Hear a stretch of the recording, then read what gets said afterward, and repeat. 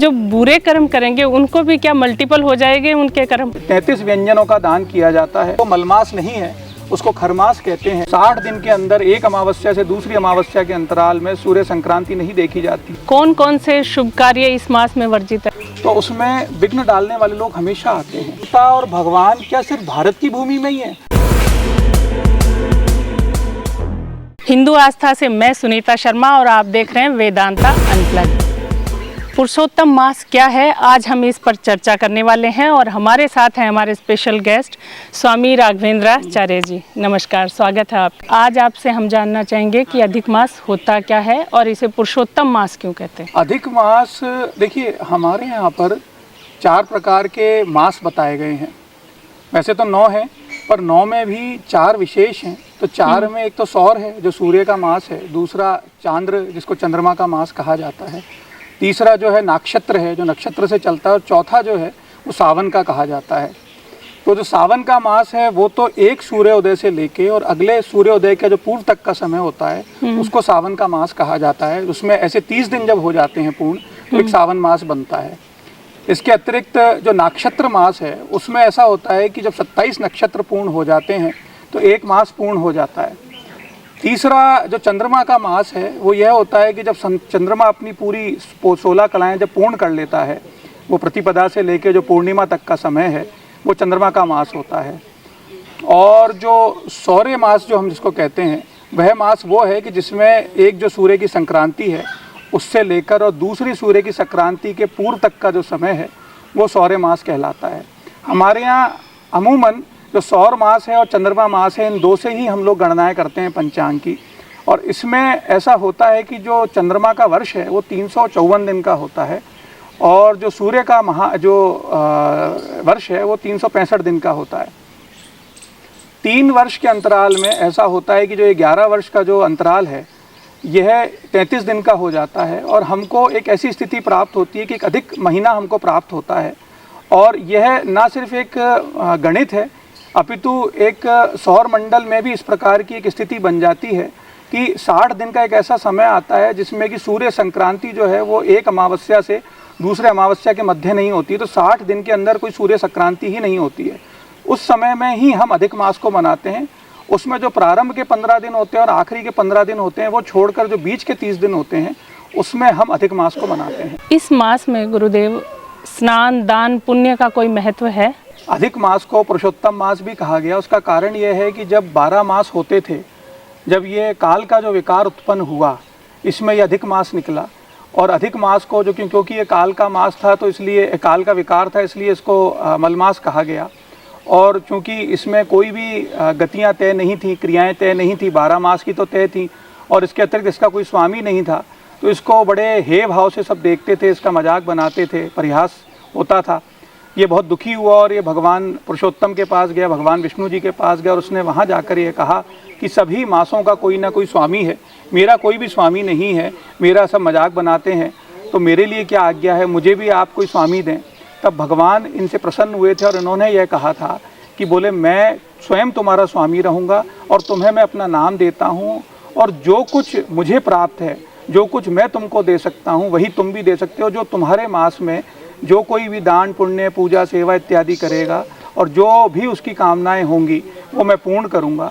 और इस मास में ऐसा कहते हैं कि निष्काम भाव से ही करना चाहिए, इसलिए इसमें जो शुभ कार्य होते हैं वो वर्जित रहते हैं कि आप विवाह है, मुंडन है, गृह प्रवेश है, कोई नए व्यवसाय का आप जो प्रारंभ है वो आप ये ना करें। उसका कारण ये है कि निष्काम भाव से आप सिर्फ भगवान की भक्ति करें, सृष्टि के लिए सोचें, दूसरों के लिए सोचें। इसमें एक तो दान पुण्य में 3 प्रकार के दान कहे गए। एक तो दीपदान, दीपदान में भी विशेष रूप से ऐसा कहा गया कि जो घी का दीपक होता है वो अगर हो सके तो सर्वश्रेष्ठ है, ना हो पाए तो तिल के तेल के दीपक का दान कर सकते हैं। ऐसा भी कहा जाता है कि 30 दिन पर्यंत जो पूरा अधिक मास का जो समय है उसमें 30 दिन पर्यंत आप एक ही घी का दीपक भी प्रज्वलित करके रख सकते हैं। इसके अतिरिक्त आप कृष्ण पक्ष की जो 14 है, अष्टमी है, नवमी है, इसमें दीपक प्रज्वलित करके रख दें। और यह भी संभव ना हो तो आप एक दिन किसी भी दिन दीपक जो है प्रज्वलित कर दें।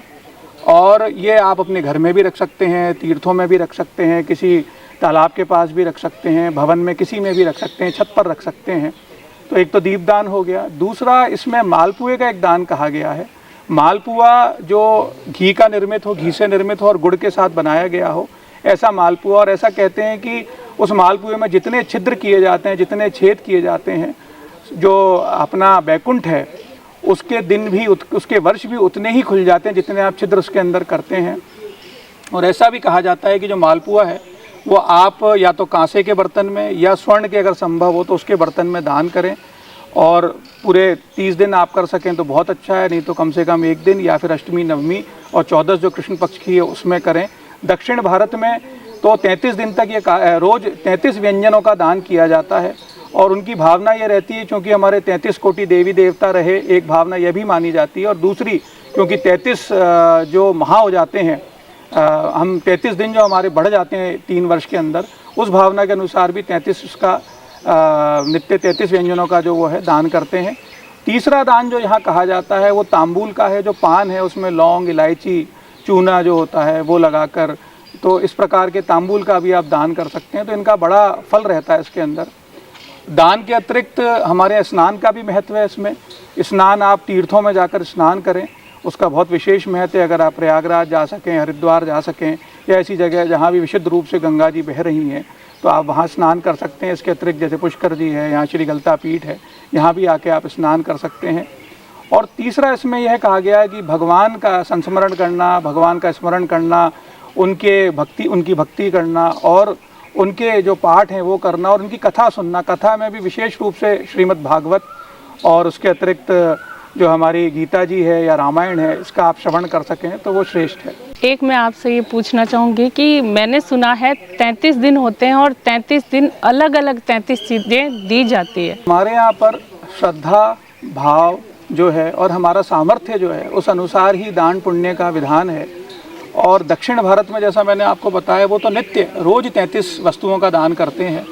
अगर संभव नहीं हो पा रहा है तो आप एक का करें और पूरा 33 दिन तक करें, 30 दिन तक करें आप, तो ये आपके सामर्थ्य पे है। जितना अधिक दान करेंगे उतना अधिक फल मिलेगा। गुरुदेव, इस महीने में क्या करना चाहिए और क्या नहीं करना चाहिए, एक बार वो भी आप विस्तार से। कि अगर हम पूर्व काल की बात करें, जब हम लोग ग्रेगोरियन कैलेंडर जो आजकल सर्वमान्य हो गया है पूरी दुनिया में, जब उससे नहीं चलते थे तो पुराने लोग जो हैं वो जो चांद्रमास है, जो हमारा सूर्य का जो पंचांग है और चंद्रमा का जो पंचांग है उससे चलते थे। और उसमें हमारे पास सिर्फ 12 माह होते थे और 12 माह की 12 गतिविधियां जो थी हमारी तय होती थी। लेकिन ये जो अधिक मास होता था, जो 3 वर्ष में आता था, एक अतिरिक्त मास मिलता था। तो 12 हमारी जब गतिविधियां 12 मास की पूर्ण होती थी उसमें एक अतिरिक्त मास मिलता था। तो यह होता था कि इसमें कुछ विशेष किया जाए, अलग किया जाए। अलग करने में यही होता था कि लोग जिसमें सेवा, पूजा, भगवान का पाठ, अनुष्ठान, दान पुण्य आदि करते थे। तो यह विशेष है और यह मास के लिए कहा यही जाता है क्योंकि जैसा मैंने आपको पूर्व में भी कहा कि इस मास में सूर्य संक्रांति नहीं होती है। 60 दिन के अंदर एक अमावस्या से दूसरी अमावस्या के अंतराल में सूर्य संक्रांति नहीं देखी जाती है, तो इसका प्रभाव हमेशा रहेगा। तो इसमें आप अच्छे कार्य करेंगे तो कई गुना फल देगा वो आपको। जैसे एक बीज लगता है और वो फल देता है कई सारे, इसी प्रकार ये एक बीज की तरह आप बीज बो रहे हैं और उसके फल बहुत सारे आपको प्राप्त होंगे। तो अच्छा कार्य करना चाहिए। और इसमें यह भी कहा जाता है कि निष्काम भाव से, मतलब किसी कामना से ना करें, आप अच्छा सोचकर करें, मेरा भी अच्छा हो, सभी का अच्छा हो, सृष्टि का भी अच्छा हो, लोगों का भी अच्छा हो। इस भाव से आप करते रहेंगे तो अच्छा है। यहाँ तक कि यह भी कहा जाता है इसमें तो कि आप विधि विधान से भी अगर कार्य नहीं कर पाते हैं तो भी ये मास इतना श्रेष्ठ है कि ये आपको सब कुछ देता है। अभी आपने कहा कि अच्छे कर्मों का कई गुना फल मिलता है, तो गुरुदेव जो बुरे कर्म करेंगे उनको भी क्या मल्टीपल हो जाएंगे उनके कर्म? अच्छा सवाल है ये, पर मैं ऐसा मानता हूँ कि जो परमात्मा है वो बहुत दयालु है और वो आपको, देखिए ये भी एक साइंस है कि जो कर्म है उसका फल सुनिश्चित है। ये निश्चित सी बात है कि आपने अग्नि को छुआ तो आपका हाथ जलेगा ही जलेगा।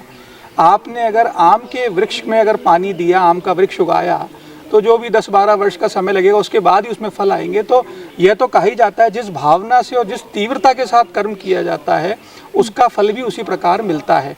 कुछ चीज़ों का फल तुरंत मिलता है, कुछ का लंबे समय बाद मिलता है। पर मैं ऐसा मानता हूँ परमात्मा कई गुना दे तो सकता है, लेकिन परमात्मा ऐसा इतना दयालु जरूर है, कई गुना लेगा नहीं वो, लेकिन जितना है उतना तो आपको भोगना पड़ेगा। तो गलत कार्य करने से तो हमेशा बचना चाहिए। और हाँ, ये भय जरूर हमारे अंदर रखना चाहिए कि हम गलत करेंगे तो उसका परिणाम जरूर हमको भोगना पड़ेगा। अधिक मास और मल मास में क्या फ़र्क है? अधिक मास और मल मास में अभी हमारे यहाँ ऐसा होता है कि जब धनु की संक्रांति आती है या मीन की संक्रांति आती है तो उसमें उसको हम मल मास बोलते हैं और मल मास के रूप में मनाते हैं। हम देखेंगे अमूमन ऐसा होता है कि 15-16 दिसंबर से लेके और मकर संक्रांति तक का जो समय होता है उसको मल मास कहते हैं। और ऐसा ही समय मार्च से अप्रैल के मध्य भी आता है जिसको मलमास लोग बोलते हैं, पर वो मलमास नहीं है, उसको खरमास कहते हैं। पर क्योंकि शुभ कार्य इसमें भी निषेध रहते हैं, इस वजह से कोई नया कार्य विशेष रूप से निषेध रहता है तो इसको लोग मलमास की संज्ञा देने लग गए हैं। पर मलमास जो है वो बेसिकली तो आपका जो अधिक मास है उसी को कहा जाता है। और मलमास भी दो प्रकार के हैं, एक अधिक मास है और एक क्षय मास है। अधिक मास तो ये है कि जब हमारे 3 वर्ष के पश्चात अतिरिक्त जो हमको 30 दिन मिलते हैं वो अधिक मास के रूप में परिवर्तित होते हैं। पर एक क्षय मास भी होता है जिसमें ऐसा होता है कि एक सूर्य की संक्रांति एक मास में 2 बार आ जाती है। वो बड़ा दुर्लभ संयोग होता है और लगभग 140 वर्ष के अंतराल में वो आता है और कभी कभी 140 के पश्चात 19 वर्ष में भी आ जाता है वो, पर बहुत सामान्य नहीं देखा जाता उसको, तो वो भी मलमास के रूप में कहा जाता है। कौन कौन से शुभ कार्य इस मास में वर्जित है? शुभ कार्य वे सभी जो हमारे निजी विकास से या निजी स्वार्थ से हम करना चाहते हैं उनको नहीं करना चाहिए। विशेष रूप से नए कार्यों को प्रारंभ नहीं करना चाहिए। जैसे हम हमारे प्रतिष्ठान कोई नया बनाना चाह रहे हैं तो उसके लिए उसका गृह प्रवेश हमारे नए भवन का जो है वो नहीं करना चाहिए। इसके अतिरिक्त मुंडन संस्कार आदि हैं, विवाह है, ऐसा कोई भी जो कोई नई स्थापना होती है उस पर निषेध है। कोई पूर्व से चल रहा है तो उस पर कोई भी प्रकार का निषेध नहीं रहता है। आजकल युवाओं को ज़्यादा समय नहीं है या कह लीजिए कि फास्ट लाइफ चल रही है, तो वो इस महीने का फ़ायदा कैसे उठा सकते हैं? युवाओं में मैं ऐसा कह सकता हूँ कि हम अभी 2 प्रकार के युवा देख सकते हैं। एक युवा तो ऐसे हैं कि जैसा मैंने कहा पूर्व जन्म के संचित जो कर्म है उनके कारण उनको जो भी कुछ प्राप्त हो रहा है तो उनको महसूस नहीं हो रहा है। बैंक बैलेंस इतना ज़्यादा है कि गरीबी महसूस नहीं हो रही है, जबकि स्वयं का अर्जित कुछ भी नहीं है। इसी प्रकार उनके पुण्य भी हैं तो उनको महसूस नहीं होता है कि उनके साथ कुछ बुरा हो रहा है। उनको लगता है कि सब कुछ अच्छा रहता है और इन सब की आवश्यकता नहीं है। पर मैं उन लोगों की भी बात कर रहा हूँ, ऐसे युवा भी बहुत सारे हैं जो बहुत सारे प्रयास कर रहे हैं, जिनके जीवन में बचपन से संघर्ष रहा है। ऐसे बच्चे भी हैं जिनके घर में बहुत आर्थिक अभाव रहे हैं, ऐसे बच्चे भी हैं जिनके घर में बहुत तरह के संकट रहे हैं, ऐसे बच्चे भी होंगे जिनके माँ बाप नहीं होंगे या माँ बाप में से कोई एक नहीं होगा, या पिता माता में से कोई ऐसे होंगे जो कोई व्यसन आदि में लिप्त होंगे या बच्चों पर ध्यान नहीं देते होंगे, ऐसे बच्चे भी होंगे। या जो आज अपनी शिक्षा के लिए या अपने व्यवसाय के लिए, रोज़गार के लिए, नौकरी के लिए संघर्ष कर रहे होंगे। ऐसे बहुत सारे युवा हैं और वो सभी धर्म स्थलों में आते हैं। हमारे यहाँ भी बहुत सारे ऐसे युवा आते हैं, और भी स्थानों में जाते होंगे, ज्योतिषाचार्यों के पास भी जाते होंगे, पंडितों के पास भी जाते होंगे, मंदिरों में भी जाते होंगे। वो जगह जगह जाते हैं। तो ऐसा नहीं है कि उनको इस प्रकार की, बस बात यह है कि उनको कोई इस प्रकार की शिक्षा दे, ज्ञान दे।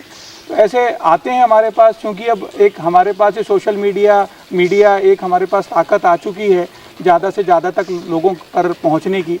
तो आज जैसे अब आपके चैनल के माध्यम से हम कह सकते हैं कि जो युवा परेशान हैं उनको इस अधिक मास का, क्योंकि आ रहा है और बहुत शीघ्र आपके सामने है, विशेष रूप से जिनको अभी हाल ही में कोई फल प्राप्त करने हैं अपनी शिक्षा से संबंधित या अपने व्यवसाय या रोज़गार से संबंधित, उनको इस अधिक मास में दान भी करने चाहिए, पूजा पाठ भी करने चाहिए और तीर्थों में जाकर स्नान आदि पूजा पाठ भी करने चाहिए और निश्चित ही उसका लाभ मिलेगा। और जो लोग ऐसा सोचते हैं कि इससे कुछ लाभ नहीं होता, उनको भी करना चाहिए। आगे के लिए वो अभी से संचित करना शुरू कर देंगे। अगर ये महीना इतना ही पावरफुल है तो मॉडर्न एजुकेशन में हमें पढ़ाया क्यों नहीं जाता? यह तो सिर्फ इस महीने के लिए नहीं लागू होता, ये तो हमारी संपूर्ण शिक्षा प्रणाली पर एक बहुत बड़ा प्रश्न है।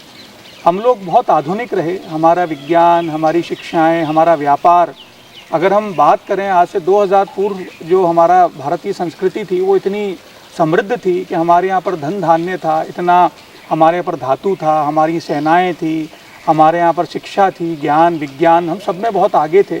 पर हम पर जो निरंतर आक्रमण हुए उससे उन लोगों ने हमारा सब कुछ छीना और हमारे यहाँ पर हम लोग निरंतर उत्पात करते रहते थे। हमारे कोई भी शासक रहे हों, किसी भी प्रकार का शासन रहा हो, हम लोग इतने ज़्यादा शिक्षित थे और हम इतना ज्ञान रखते थे कि हमको किसी की आवश्यकता नहीं थी। हम निरंतर उत्पात करते रहते थे और हम बनाते रहते थे। पर जब ये आज़ादी आई और उसके बाद जो नई शिक्षा प्रणाली आई, उसने सबसे बड़ा आघात हमारे संस्कारों पर, हमारे शिक्षा पर, हमारे ज्ञान पर किया और उन्होंने यही सोचा कि इनका ये ज्ञान ही अगर समाप्त हो जाए तो इनसे बहुत कुछ छीना जा सकता है। इन जो ये उत्पाद कर रहे हैं, जो चीज़ें बना रहे हैं, वो ये हमारे लिए करेंगे या वो ज्ञान हम ले जाएंगे और हम करेंगे वहाँ पर और ये हम पर आश्रित हो जाएंगे। तो इसी नाते यह भी एक कार्य किया गया। तो इसमें जो मलमास है, अधिक मास है, इसका भी ज्ञान जो इसमें लोप हो गया वो इसी कारण से हुआ कि अंग्रेजी शिक्षा में, अंग्रेजी शिक्षा प्रणाली में हमारे जो भी संस्कार थे, हमारा जो ज्ञान था, हमारे पंचांग थे, आज पंचांग भी नहीं विद्यालयों में पढ़ाया जाता है। तो इस बारे में कोई किसी प्रकार का ज्ञान ही नहीं है। आपने अभी कहा कि पिछले जन्म के पुण्य संचित है, तो क्या पिछले सारे जन्मों के पाप और पुण्य वो अभी भुगतने पड़ेंगे इस जन्म में? हमारे यहाँ पर ऐसा कहा गया, जैसे मैंने आपको पूर्ण तरह कहा कि हर तर्क वैज्ञानिक होता है और कर्म का जो फल है वो भी सुनिश्चित है। उसमें कोई संशय नहीं है कि अगर आप आम का बीज, आम का गुठली डालेंगे और पानी देंगे तो आम का वृक्ष ही उगेगा, उसमें नीम का वृक्ष नहीं आ सकता। और उसको 10-12 वर्ष लगेंगे, उसके बाद उसमें तभी आम आएंगे, वो जल्दी भी नहीं आ सकते। तो कर्म का फल भी निश्चित है और अवधि भी निश्चित है। तो कर्म इसी प्रकार होते हैं। तो कई कर्म ऐसे होते हैं जिनका फल हमको हाल के हाल मिल जाता है और कई कर्म ऐसे होते हैं जिनका बाद में मिलता है। आज मान लीजिए एक व्यक्ति एक व्यवसाय की स्थापना करता है और उसको स्थापित होने 50 वर्ष लगते हैं, लेकिन उसकी खुद की आयु उस समय 70-80 वर्ष है। तो निश्चित बात मान के चलिए कि वो अपने जीवन में इसको भोग नहीं पाएगा। अगले जन्म में हो सकता है वो उसी घर में जन्म ले जाए तो भोग ले, या फिर जो उसके आने वाली पीढ़ियाँ हैं वो उसको भोगें और वो उनके पिछले जन्म के कोई कर्म है जिसके कारण वो उसको भोग पा रहे हैं। तो पूर्व जन्म के जो कर्म होते हैं वो हमको इस जन्म में भी मिलते हैं और जिनकी अवधि बहुत ज़्यादा लंबी होती है वो आने वाले जन्मों में भी प्राप्त होते हैं। और मैं आपको बताऊं, एक महाभारत में भी इस प्रकार का प्रसंग आता है। जब भीष्म बाणों की शैया पर लेटे हुए थे उस समय बड़े दुखी थे और भगवान श्री कृष्ण जब उनके पास आए और उन्होंने जब उनसे चर्चा करी तब उन्होंने यह कहा कि भगवान, मेरे को ये किस पाप की सज़ा मिल रही है और मैं इन बाणों की शैया पर क्यों पड़ा हूँ, जबकि मेरा जो जीवन है वो पूरा पुण्यों से रहा, मैंने कभी कोई गलत कार्य नहीं किया। तब भगवान ने कहा कि आपको तो दिव्य दृष्टि प्राप्त है, आप तो पूर्व जन्मों में जाकर देख सकते हैं, तो आप देखिए ना कि पूर्व जन्मों में आपने क्या गलत किया था। बोले भगवान, मैं देख चुका और पिछले 100 वर्षों में मैंने ऐसा कोई कार्य नहीं किया जिससे कि मुझे इस प्रकार की सज़ा मिले। उन्होंने कहा कि आप 101 वर्ष में जाइए। जब उन्होंने वहाँ देखा तो उन्होंने देखा कि मैं उस जन्म में एक राजा होता था और बहुत विद्वान राजा था, बहुत अच्छा राजा था, पर मैं एक मार्ग से जा रहा था अपनी सेना के साथ। बीच मार्ग पर एक सर्प था और मेरी सेना उसको देखकर रुक गई और मैंने जब उनसे कहा क्यों रुके तो उन्होंने कहा मार्ग पर एक सर्प है। तो मैंने यही कहा था कि उस सर्प को उठाकर और आप किसी साइड में उसको कहीं डाल दीजिए झाड़ियों में। वो सर्प एक ऐसी झाड़ी में जाके गिर गया जो पूरी तरह से कांटेदार थी और वो पूरी तरह से कांटों में भेद गया था वो अंदर। तो वो जो कष्ट जो आज मुझे हो रहा है वो स्थिति उसकी थी। तो भगवान ने कहा कि आपके प्रश्न का जवाब आपने ही दे दिया। तब भीष्म पितामह ने यही प्रश्न किया कि पर इसका फल मुझे आज 100 जन्मों के बाद क्यों मिल रहा है। तब उन्होंने ये कहा, आपके जो पिछले 100 जन्म थे उसमें आपने निरंतर पुण्य ही पुण्य किया और उसके फलस्वरूप आपका ये जो पाप था, उस पाप का जो भी आपको प्राप्त होना था वो अभ्युदय नहीं हुआ। लेकिन आपने इस जो आपके जन्म है इसमें आपने कई प्रकार की ऐसी गतिविधियां देखी जिसमें कि द्रौपदी का वस्त्रहरण भी था, पांडवों पे जो अत्याचार हुए, अन्याय हुए, उन सब में आप मूक रहे। वो मूक रहने की वजह से आप पाप के भागीदारी बने और आपने यहाँ पर जो आपको जो प्राप्त हो रहा है वो उस पाप का अभ्युदय इस जन्म में हुआ। गुरुदेव, अधिक मास क्या कोई विशेष मास में ही आता है या 12 महीनों में कभी भी आ सकता है? ऐसा नहीं है कि 12 के 12 महीनों में पड़ता है। अधिक मास 7 माह ऐसे हैं जो हमारा चैत्र मास है उससे लेके जो हमारा आश्विन है, ये जो 7 महीनों की अवधि है, इन मास में से तो एक एक करके ये अधिक मास आता है। इसके अतिरिक्त जो फाल्गुन है, फाल्गुन में कभी कभी अधिक मास आता है और कार्तिक में अधिक मास भी आ सकता है और क्षय मास भी आ सकता है। और जो हमारा माघ है, माघ में ना क्षय मास आता है ना अधिक मास आता है। और हमारा जो मार्गशीर्ष है और पौष है इसमें कभी भी अधिक मास नहीं आता है, इसमें सिर्फ क्षय मास आ सकता है। इस पुरुषोत्तम मास का आपके जीवन पर कितना असर रहा? क्योंकि हम एक ऐसे परिवार में जन्म हुआ, ऐसे कुल में जन्म हुआ जहाँ सिर्फ धर्म ही था और बचपन से हम पूजा पाठ अनुष्ठान ये सब देखते आते रहे। मेरा जन्म छोटी चौपड़ पर हुआ और छोटी चौपड़ पर हमारा जो निवास था वहाँ चतुर्भुज जी और रूप चतुर्भुज जी का मंदिर है। वहाँ नित्य हम लोग भगवान की सेवा पूजा इत्यादि तो करते ही थे। इसके अतिरिक्त अधिक मास में वहाँ छोटी चौपड़ पर भागवत जी वहाँ पर बैठती हैं और वहाँ पर निरंतर अधिक मास में भागवत का जो श्रवण है वो वहाँ लोगों को कराया जाता है और विद्वान द्वारा जो व्यास हैं वो वहाँ पर बैठकर भागवत का श्रवण लोगों को कराते हैं। दोनों मंदिरों में ऐसा होता है, चतुर्भुजी में भी और रूप चतुर्भुजी में भी। इसके अतिरिक्त 108 भागवत अलग से बैठती हैं। ये दोनों मंदिरों में 108 विद्वान बैठते हैं और वो कार्य निरंतर चलता है। मेरे जीवन में इसके प्रभाव की बात करें तो मैं ऐसा आपको बता सकता हूँ। एक लोगों को भ्रांतियाँ हैं कि जो लोग मठों में रहते हैं, मंदिरों में रहते हैं, उनके बड़े आनंद हैं, उनको बहुत अच्छा सब कुछ मिला हुआ है, उनको तो कुछ नहीं करना, भक्तों की भीड़ लगी रहती है, धन उनके पीछे पीछे आ रहा है। मैं एक बात सबको कहना चाहता हूँ, धन आना और कहाँ से आना ये महत्वपूर्ण नहीं है, धन लग कहाँ रहा है ये बड़ा महत्वपूर्ण है। धार्मिक स्थलों के ज़्यादातर लोगों का धन जो है वो अच्छी गतिविधियों में लगता है, पूजा पाठ, सेवा अनुष्ठान, गौ सेवा है, लोगों में जो भी आवश्यकताएं होती हैं। जैसे कोरोना आया तो सभी धर्मस्थलों ने लोगों के लिए जो बन पड़ा वो किया, भोजन बांटा, भंडारे किए। तो इस प्रकार के कार्य होते हैं। ये तो एक पक्ष हुआ। दूसरा पक्ष ये है कि जो धर्मस्थलों पर जो भी लोग बैठे हुए हैं उनके साथ बहुत तरह के संकट हैं। पूर्व से आप कभी भी उठाएं, रामायण काल भी उठा लें आप, महाभारत भी उठा लें आप, साधु संत जब भी सेवा पूजा अनुष्ठान करते हैं तो उसमें विघ्न डालने वाले लोग हमेशा आते हैं। और ऐसा नहीं है कि वो सिर्फ राक्षस रूप में ही होते हैं, वो कभी कभी साधु संतों के वेश में भी होते हैं। और वो हम ये नहीं कहेंगे कि वो साधु संत हैं जो परेशान कर रहे हैं, पर उस वेश में वो दुरात्माएं हैं जो विघ्न डालना चाहती हैं। आपने देखा होगा सीता जी को भी जब रावण उठा के ले गए थे तो एक साधु का वेश रखा था। तो आपको वो वेश रखना पड़ता है लोगों को ठगने के लिए, लोगों को आप षड्यंत्र में जब उलझाना चाहते हैं तो एक वेश बदलना पड़ता है। तो ऐसा होता है, इस काल में भी होता है, तो ऐसा सबके साथ होता है। तो हमारे साथ भी इस प्रकार के कई प्रसंग हुए।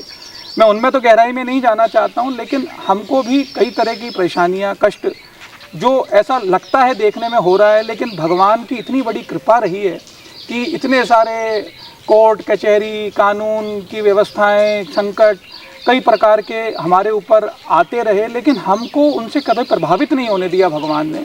भगवान ने इतनी बड़ी कृपा रखी। और शायद ये इन्हीं सब अधिक मास और जो भी पाठ अनुष्ठान आदि करते रहे तो स्वयं, जैसे कभी कभी कोई हमारे साथ बुरा कर देता था तो मुझे लगता था कि भगवान इसके साथ क्यों नहीं। तो महाराज हमेशा एक ही बात कहते थे कि ये कार्य तुम्हारा नहीं है, तुम अपना कार्य करो, निष्काम कर्म करो, तुम्हें भगवान की सेवा पूजा करनी है, सबका अच्छा सोचना है, जिसका भला कर सको वो करना। हमने वही किया और मैंने देखा कि जो जैसा कर रहा है उसका फल भगवान स्वयं दिए जा रहे हैं। तो हमको मन, कर्म और वाणी से किसी के लिए बुरा ना सोचना है, ना बोलना है। और ये इन्हीं सब का जो पूजा पाठ होते हैं ये हमको एक पात्रता देते हैं, एक ऊर्जा हमारे अंदर देते हैं, जिससे कि भगवान की कृपा हमारे अंदर आती है।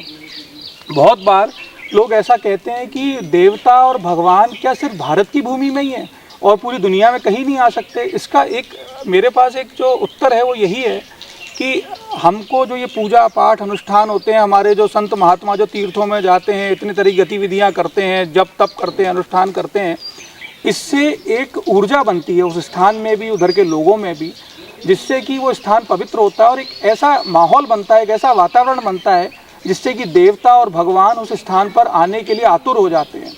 हमारी ये जो जयपुर नगरी है, आप देखिए कि हमारे यहाँ पर जो विग्रह भगवान कृष्ण के जयपुर में आए, उनकी स्थापना हुई कहाँ थी, लेकिन शायद इस भूमि में इतनी ऊर्जा थी, इतना यहाँ अनुष्ठान, इतने वैष्णव थे, अनुष्ठान पाठ हुए कि औरंगजेब एक कारण बन सकता है, लेकिन भगवान को स्वयं मन हो गया कि मैं इस भूमि में आऊँ। तो भूमि जो है वो पात्रता देती है, मंत्र जाप अनुष्ठान पात्रता देते हैं। तो निश्चित ही हमको भी वो प्राप्त हुआ और भगवान की इतनी कृपा है कि मेरे जीवन में तो भगवान ने हर प्रकार के संकटों को, संकट आएंगे जीवन में, लेकिन उन संकटों से लड़ने की शक्ति भी दी, उन संकटों को देखने के बाद विचलित ना हो ये भी शक्ति दी भगवान ने, और उन संकटों को समय रहते दूर भी कर दिया। तो मैं तो मानता हूँ मेरे जीवन में तो मैंने उसको देखा। लेकिन हाँ, बुरे का परिणाम कई बार जो होता है वो बहुत जल्दी दिखने लगता है, अच्छे का देर से दिखता है, लेकिन दिखता है और स्थायी रहता है। तो आप तो अच्छे कर्म करते चलिए, भगवान की कृपा आपको निश्चित ही प्राप्त होगी। चलिए जाते जाते गुरुजी, आप पुरुषोत्तम मास पर लोगों को क्या संदेश देना चाहेंगे? जैसा मुझे हमेशा से महाराज जी कहते रहे हैं कि जीवन में, शरीर में रोग और जीवन में समस्याएं तो हमेशा आती रहती हैं और आएंगी, पर उसका ज्ञान होना कि उसका इलाज कहाँ होगा, डॉक्टर कहाँ बैठता है और औषधि कौन सी है और औषधि हम ले पाएंगे, ये हमारे योग संयोग से ही संभव हो पाता है। जैसा आज आपने ये वीडियो बनाया और हमने इस पर चर्चा करी, मुझे नहीं पता है कि यह वीडियो कितने लोगों तक पहुंच पाएगा और इससे वो क्या लाभ ले पाएंगे। मेरी जानकारियां, मेरा ज्ञान किस हद तक सार्थक है किसी के जीवन को सुधारने में। पर मैं फिर भी ऐसा मानता हूं कि कोई ऐसा योग बना है कि अभी 1 महीना भी नहीं रह गया पूर्ण आने में अपने पुरुषोत्तम मास को, और उसके पूर्व ये वीडियो बन गया है। तो शायद कोई परमात्मा की इच्छा है कि इस वीडियो के माध्यम से कुछ लोगों तक ये ज्ञान पहुँचे, और संभव है कि इस ज्ञान को कुछ लोग अपने जीवन में उतारेंगे और इस पुरुषोत्तम मास में कुछ ऐसे कार्य करेंगे जिससे ना सिर्फ उनका जीवन अपितु उनके आसपास के लोगों का, उनके समाज का और उनके राष्ट्र का और इस संपूर्ण सृष्टि का भी लाभ हो। और यही मेरी कामना भी है, यही मेरी भावना भी है, और मैं सभी के मंगल की कामना करता हूँ। आशा करती हूँ कि गुरुदेव ने जो जानकारी आपको दी है वो आपको पसंद भी आई होगी और अपने जीवन में भी आप ज़रूर उतारेंगे। इसी के साथ हम आपसे विदा लेते हैं, आज्ञा लेते हैं। प्रणाम, नमस्कार।